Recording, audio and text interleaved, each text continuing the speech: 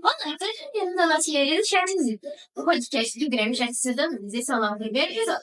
E estamos aqui com a professora Egília Oliveira. Ela é professora de Educação Física e Rádio Leitura. Eu sou a Ana Júlia. Eu sou a Fernanda. Eu sou a Alexandra. O que você acha sobre o nosso projeto Gilda e sobre o ensinamento dele? Essa semana, inclusive, no dia 24 de setembro, completei 3 anos de Zilda Nunes. E é muito legal estar aqui. Foi a minha primeira escola, no Prefeitura de Rio. E aqui, há 3 anos, eu faço parte do corpo docente, junto com os alunos, desenvolvendo a pauta antirracista, corpo, movimento, muita literatura afro. Eu gosto muito de estar aqui. E, como você perguntou, os ensinamentos da Zilda, eu acho que trazem a diferença na gente. O que você faz nesse black? Então, tenho meu black desde 2021, antes eu usava química, passei pelo processo de transição capilar, que muita gente passa, fiz ele 2 vezes, e nessa segunda vez, em 2021, eu passo os cremes da que a gente não pode fazer propaganda, mas são bons, e uso o mel cola, que é o mel que deixa esse cachinho aqui por muito mais tempo. O mel cola da uso também, 2 vezes na semana, e ele que sustenta o black aí no cachinho. Então você já foi pra África ou já conhece o continente africano?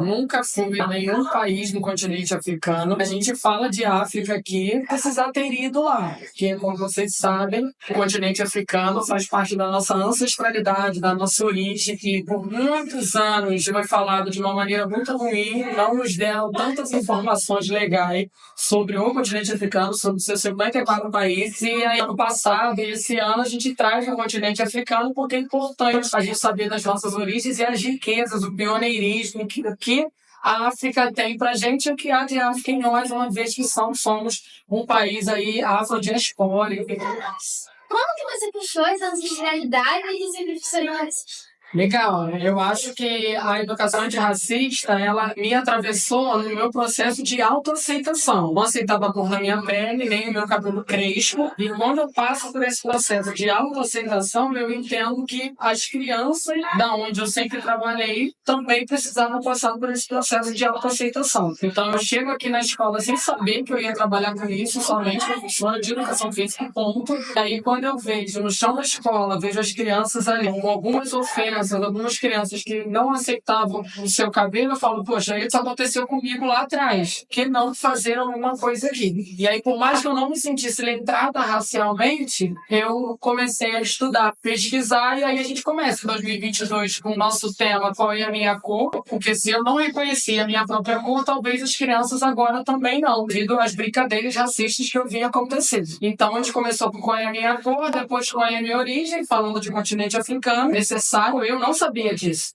Não sabia nada de África, não sabia da importância a história a ser contada a partir de um processo triste do período da escravização de pessoas. Só falavam isso. E nem falavam escravização, falavam as pessoas escravas e pronto, que eram os meus descendentes. Mas não. A África é potente, é o berço da humanidade, reis e rainhas africanos, cientistas, historiadores, matemáticos, tudo começou lá e eu não sabia de nada disso. Então, qual é a minha origem? Veio aí forte o continente africano e esse ano de diáspora, que é a formação do Brasil. A educação de racismo, na verdade, começa no nosso processo de autoaceitação. E aí eu me sentia preparada, cheguei aqui com o cabelo crespo, usando turbante, aí as pessoas começaram a perguntar sobre a pauta, porque é uma pauta difícil, nem todo mundo domina tão rápido.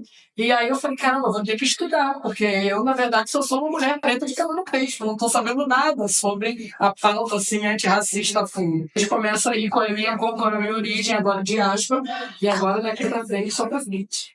Como você se sente sendo uma pessoa que tem seus ancestrais africanos? Eu conheci a minha ancestralidade, foi muito importante. Como eu falei, a gente fica meio perdido em um país racista. Então, vocês que vê da pele preta, cabelo crespo, tendo que todo dia ser maltratado, né, pelo racismo. E quando a gente conhece a nossa ancestralidade, a gente vê a nossa força e a nossa resistência. Eu preciso sempre pensar nos meus ancestrais enquanto pessoas que resistiram, que vieram de África, vieram para cá, pessoas que lutaram, pessoas do movimento negro, movimento preto, que para que eu fosse de uma escola, que eu entrasse numa faculdade, que eu me tornasse professor, que eu pudesse desenvolver a pauta antirracista através da lei 10.639 para 6.645, se eu não me engano.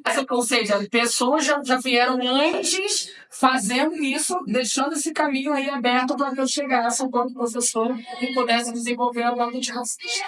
Como você se sentiu quando você descobriu que você era uma pessoa que tinha sessão sexual identificante? Eu acho que eu me descobri enquanto forte foi quando eu fui pesquisar sobre. Então, quando a gente não conhece, a gente fica distante. Quando eu fui pesquisar sobre os meus ancestrais, inclusive eu quero fazer um exame mesmo para saber lá no continente africano qual é o país do continente que é mais forte dentro da minha genética e tal. E eu quero fazer esse exame ainda. É um exame muito simples, mas eu não consegui fazer.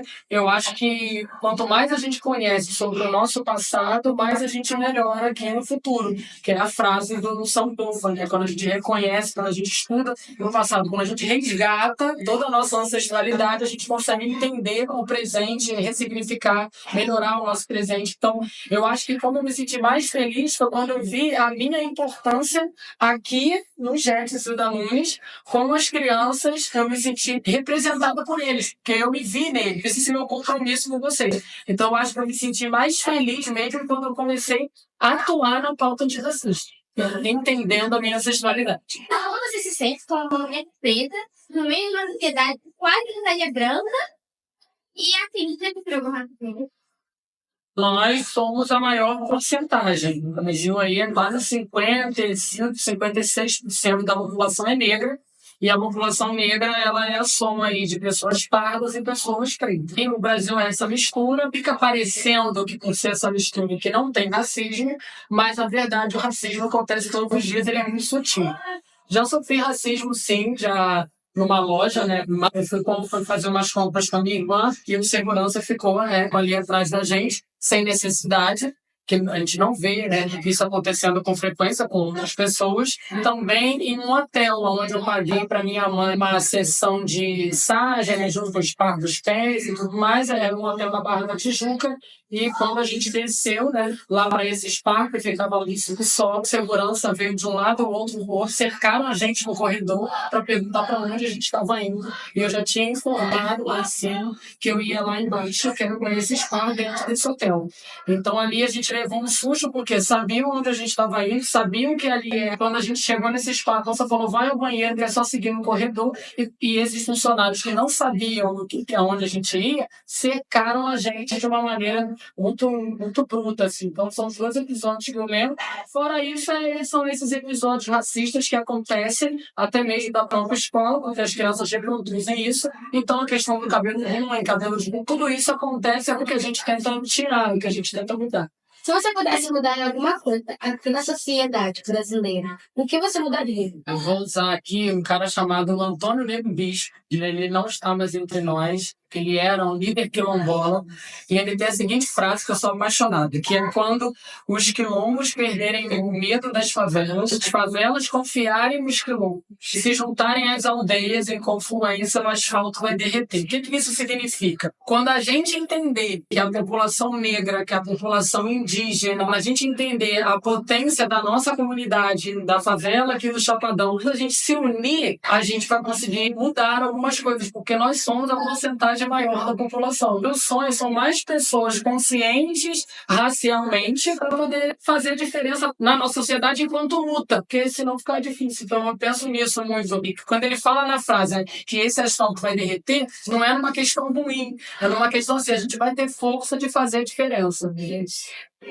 Que muito obrigada pelas minhas vozes. A gente pergunta sempre se foi, né? Meio difícil. Não, adorei. Tá. A gente também queria agradecer a Maria Fernanda e o professor Edson, que está atrás da câmera, ajudando no nosso podcast. E agradecer a todos que estão nos assistindo nesse podcast. Tchau!